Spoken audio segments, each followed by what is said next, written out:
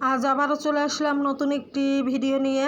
দারুণ মজার খাবার কিন্তু চিংড়ি দিয়ে লাউ শাক রান্না করব ছোট আলু দিয়ে। তো সেই ভিডিওটাই আপনাদের সাথে একটু শেয়ার করব।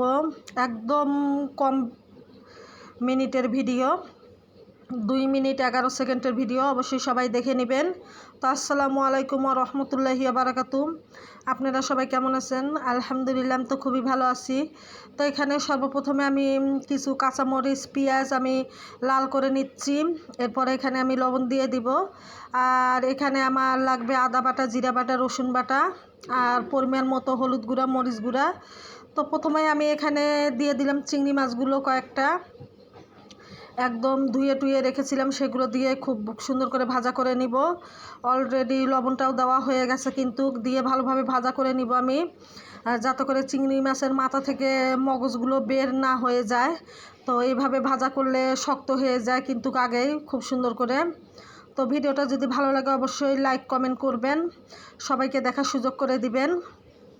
এরপর আমি এখানে মশলা বাটা দিয়ে দিলাম, আদা বাটা, জিরা বাটা, রসুন বাটা 1 চামচ পরিমাণ করে দিয়ে খুব ভালোভাবে নাড়াচাড়া করে নিচ্ছি কিন্তু। তো এখানে মশলাটা যেন কোনো গন্ধ না হয়, যে কারণে আমি তেলের মধ্যে দিয়েই খুব সুন্দরভাবে চিংড়ি মাছের সাথে আমি ভাজা ভাজা করে নিচ্ছি।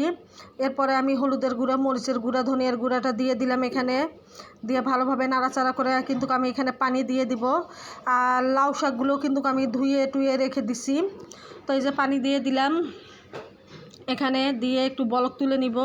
আর অবশ্যই যেহেতু একদম কম টাইমের ভিডিও, সবাই খুব সুন্দর মতো দেখে গঠনমূলক কমেন্ট করার চেষ্টা করবেন।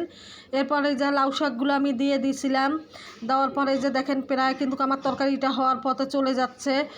অনেক বড় ভিডিওটা আমি নিতে পারিনি আজকে, যেহেতু বাসায় একটু কাজ হচ্ছে হালকা পাতলা। তো কেমন হয়েছে আজকের রান্নাটা অবশ্যই কমেন্টে জানাবেন আর সবাই দেখে নেবেন।